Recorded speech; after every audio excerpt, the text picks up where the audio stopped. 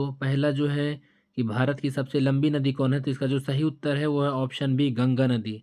चलिए अब अगला प्रश्न हम लोग अपना देखते हैं। अगला प्रश्न है कि काला मृदा किस फसल के लिए प्रसिद्ध है? तो ये जो है कपास के लिए, ऑप्शन सी जो है कपास। चलिए साथियों अगला प्रश्न हम लोग देखते हैं कि मानसून किस प्रकार की वर्षा है? चक्रवातीय है, पर्वतीय है, संवहनीय है या मौसमी पवन है? तो याद रखिएगा जो मानसून है वो ऑप्शन डी मौसमी पवन है। साथियों अब हम लोग बढ़ेंगे अपने अगले प्रश्न की तरफ कि सबसे अधिक भारत में सबसे अधिक वर्षा कहाँ होती है? चेरापूंजी, जैसलमेर, दिल्ली, पटना। तो इसका जो सही उत्तर है वो है ऑप्शन ए चेरापूंजी। अब अगला जो हमारा प्रश्न है कि थार मरुस्थल किस राज्य में है? गुजरात में, पंजाब में, राजस्थान में, हरियाणा में। तो इसका जो सही उत्तर है वो है राजस्थान। अगले प्रश्न की तरफ बढ़ेंगे कि लाल मृदा जो है किससे बनती है? लावा से, चट्टानों के अपक्षय से, रेत से या कोयला से? तो इसका जो सही उत्तर है वो है ऑप्शन बी चट्टानों के अपक्षय से। बिना देरी अगले प्रश्न की तरफ बढ़ते हैं कि भारत का सबसे बड़ा पठार कौन सा है? छोटा नागपुर, दक्कन का पठार, मालवा या मेघालय? तो इसका जो सही उत्तर है वो है दक्कन का पठार। अगला जो प्रश्न है कि गंगा का उद्गम कहाँ यानी कहाँ से शुरुआत होता है? तो इसका जो है ऑप्शन बी सही है, गंगोत्री ग्लेशियर ये जो है गंगा का उद्गम है। अगला जो प्रश्न है बच्चों वो है कि किसे काला सोना कहा जाता है? लोहा को, कोयला को, पेट्रोलियम को या तांबा को? तो इसका जो सही उत्तर है वो है पेट्रोलियम। पेट्रोलियम को जो है काला सोना कहा जाता है। अगला जो हमारा प्रश्न है कि जूट उत्पादन में भारत का प्रमुख राज्य कौन है? तो पश्चिम बंगाल, ऑप्शन बी पश्चिम बंगाल में भारत की पहली जूट मिल भी खुली थी। अगला जो प्रश्न है कि भारत का संविधान कब लागू हुआ था? तो 26 जनवरी 1950 को। और अगर एग्जाम में है कि संविधान को कब अपनाया गया था तो वो 26 नवंबर 1949 को था। चलिए अगला जो हमारा प्रश्न है कि लोकसभा के सदस्य कितने साल के लिए चुने जाते हैं? तो 5 साल के लिए। और अगर राज्यसभा की बात की जाए तो 6 साल के लिए। अगला जो प्रश्न है कि भारत का राष्ट्रपति किसके द्वारा चुना जाता है? जनता चुनता है, संसद चुनता है, निर्वाचक मंडल चुनता है या प्रधानमंत्री? तो भारत का जो राष्ट्रपति चुना जाता है वो दोनों संसद के राज्यसभा के सदस्य सभी विधायकगण सभी मिल करके यानी कि निर्वाचक मंडल से जो है चुना जाता है।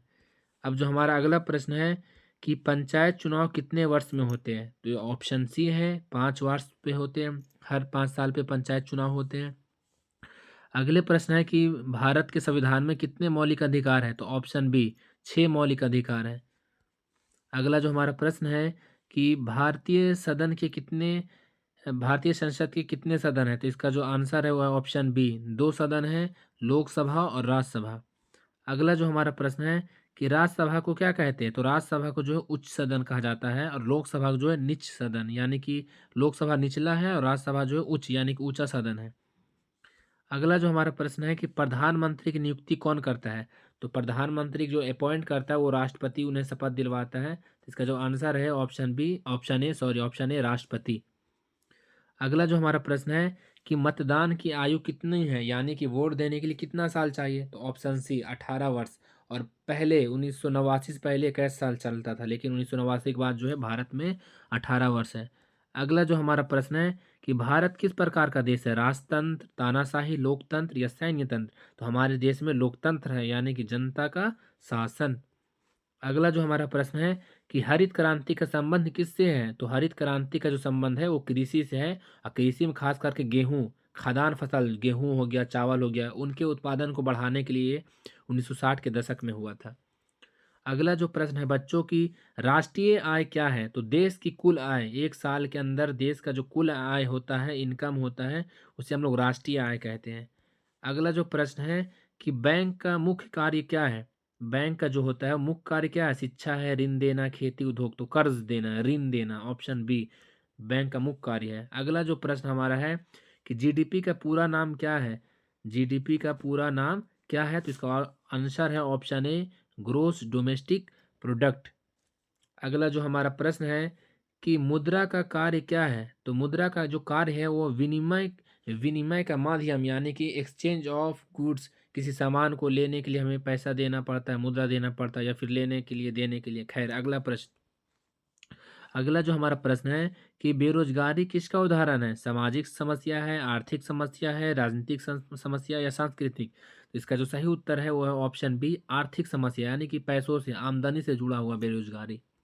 अगला जो हमारा सवाल है कि सहकारिता का मकसद क्या है, उद्देश्य क्या है? तो सहकारिता का जो उद्देश्य होता है वो होता है सहयोग करना। क्या होता है? सहयोग करना। अगला जो हमारा प्रश्न है कि विश्व बैंक का मुख्यालय कहाँ है? वर्ल्ड बैंक जो है उनका ऑफिस जो है, हेड ऑफिस कौन है? तो option C, Washington DC. Washington DC जो है विश्व बैंक का जो है वो है मुख्यालय। अगला जो हमारा प्रश्न है कि नरेगा का पूरा नाम क्या है?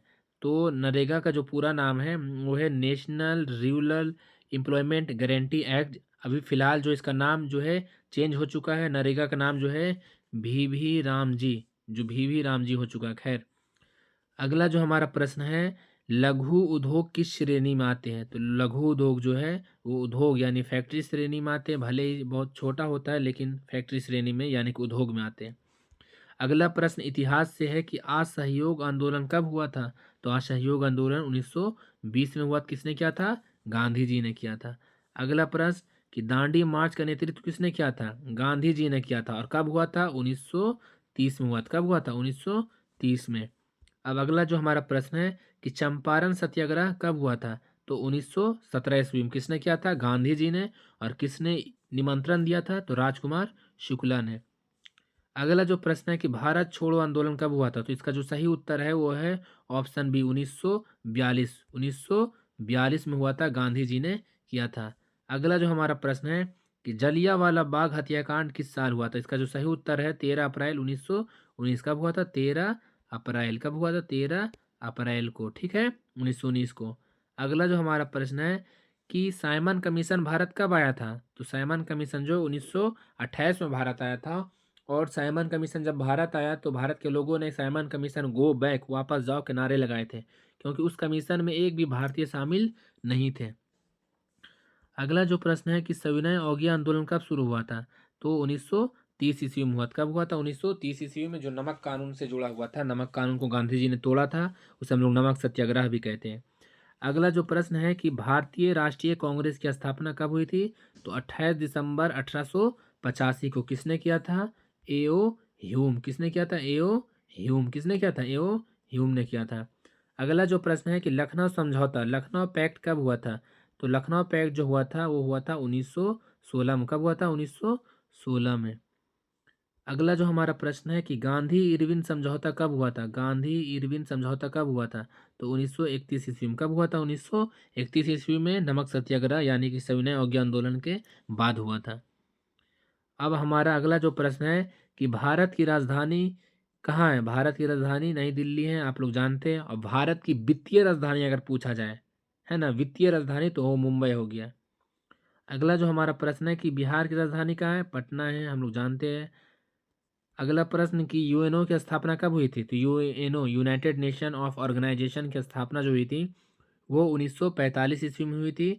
दुनिया में शांति कायम करने के लिए, तमाम देश के में युद्धों को रोकने के लिए और दुनिया का कल्याण करने के लिए। तो सेकेंड वर्ल्ड वॉर के बाद हुआ था यूएनओ की स्थापना। अगला जो प्रश्न है कि संविधान सभा के अध्यक्ष कौन थे?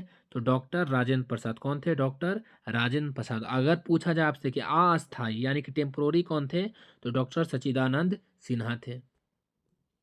अगला जो प्रश्न है कि भारत के प्रथम राष्ट्रपति कौन थे? तो डॉक्टर राजेंद्र प्रसाद। कौन थे? डॉक्टर राजेंद्र प्रसाद, जो कि बिहार से ही थे।